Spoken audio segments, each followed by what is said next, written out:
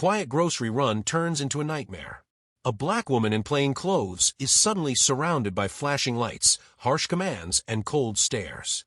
Strangers whisper, phones record, and the officers insist they've caught a thief. She stays calm, but her heart pounds, because she knows a truth that could shatter their assumptions in an instant. Every second feels heavier, the tension thick enough to cut. But who is really about to be exposed here? Before the night is over, the meaning of authority, respect, and justice will flip upside down.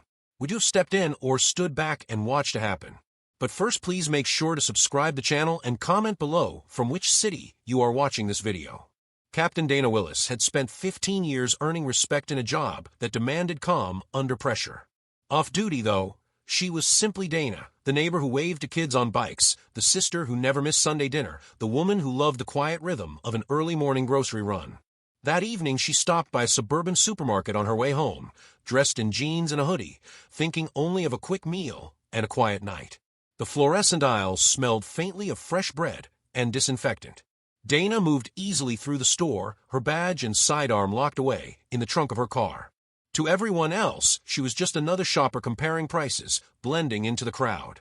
But the air felt different that night. Too many side glances, a manager whispering near the registers, the subtle tension that experienced officers learn to notice long before anyone speaks. She brushed it off, telling herself it was nothing. Outside, the parking lot lights flickered against a deepening sky. Somewhere beyond the glass doors, a decision was being made, one that would turn a simple errand into a public confrontation. Dana had no idea that within minutes, she'd become the center of a storm that would test not only her composure, but the fragile line between prejudice and justice. Dana balanced a basket on her arm, scanning the final aisle when the first flash of red and blue streaked across the windows. It seemed distant at first, someone else's problem. But the squeal of tires cut through the hum of the store, and a sudden hush settled over the shoppers. Two uniformed officers strode inside, eyes sharp and voices clipped, their radios hissing static. They moved with a purpose that made people instinctively step back. Dana's instincts stirred too, the professional part of her recognizing a response pattern. Quick, coordinated, targeted. But targeted at what? She turned toward the checkout, only to find both officers heading straight for her. The manager trailed a few paces behind, pointing subtly, avoiding her gaze. "Ma'am, stop right there." The command snapped across the aisle. Conversations froze. Carts halted. A mother pulled her child closer. Dana set the basket down slowly, her mind racing. She hadn't done anything, hadn't even opened her purse, but the accusation was clear in their narrowed eyes. The officers closed in, demanding to see her bag. Their tone left no room for explanation. A low murmur rippled through the store as strangers pulled out phones, screens lighting up like a silent jury. Dana kept her voice even, the years of training whispering in her ear. Stay calm, don't escalate, observe. But the questions pounded. Why me? Why so certain? One officer glanced at the other, then reached for her arm. Suspected shoplifting, he said, as if the words were fact. Her pulse surged. She stood rooted, every second stretching, every eye in the store pressing down. The manager's nervous fidgeting, the officer's rigid posture, the tiny tremor in a bystander's phone camera, every detail burned into her awareness. Outside, the flicker of cruiser lights washed across the glass, casting her reflection in alternating blue and red. For a moment she barely recognized herself, a seasoned law enforcer suddenly reduced to a suspect because of a hoodie and the color of her skin. The officers demanded identification. Dana's wallet was in her back pocket, but reaching for it felt like a risk. One wrong move, one misread gesture, and the night could spiral. She inhaled slowly, forcing her heartbeat into a steady rhythm, calculating each action. The crowd pressed closer, their whispers sharp with curiosity and judgment. And then a sudden shift, the crackle of a radio, a call from dispatch, a pause that made both officers glance toward the door. Something was changing, but not fast enough to erase the sting of every second she'd spent under their suspicion. The air felt electric, charged with something larger than the narrow aisle could hold.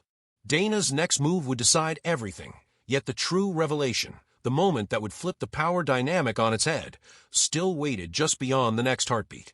The officer's grip tightened just as Dana's patience snapped. Her years of training screamed for control, but the humiliation burned hotter than any adrenaline rush she'd felt in a patrol car chase. Every eye in the store was on her, phones recording, whispers slicing through the air like tiny blades. She raised her hand slowly, a deliberate move to keep the situation from tipping into danger. Identification, they repeated, voices sharp. Dana locked eyes with the officer nearest her, the one whose knuckles whitened against her sleeve. With measured precision, she reached for her back pocket, heart pounding at the thought that even this simple gesture could be misread. The wallet emerged, and in a single motion, she flipped it open, revealing the polished gold badge of a police captain. The effect was immediate and electric. The room seemed to hold its breath.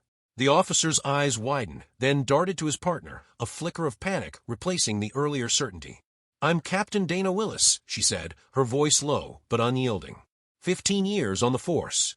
A collective gasp rippled through the bystanders. The manager's face drained of color. The officer released her arm, as if burned. Radios crackled with sudden urgency, but the silence inside the store was louder than any static. For a heartbeat, no one moved. The same people who had stared at her like a criminal now stared like they were seeing her for the first time. The power dynamic flipped in an instant, but the damage of those minutes hung heavy, unerasable. Dana held their gaze, her badge glinting under harsh fluorescent lights, a silent accusation that said everything words could not.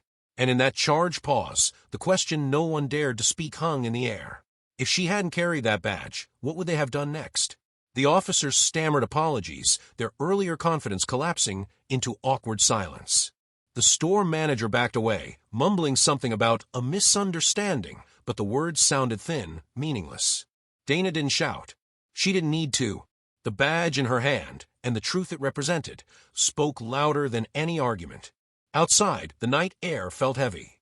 The blue and red lights still pulsed across the parking lot, a reminder of how quickly a quiet evening had turned into a public trial. Dana breathed deeply, but the knot in her chest didn't loosen.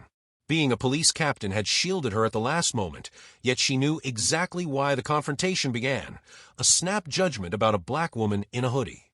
Later, as she sat alone in her car, the weight of it all settled in.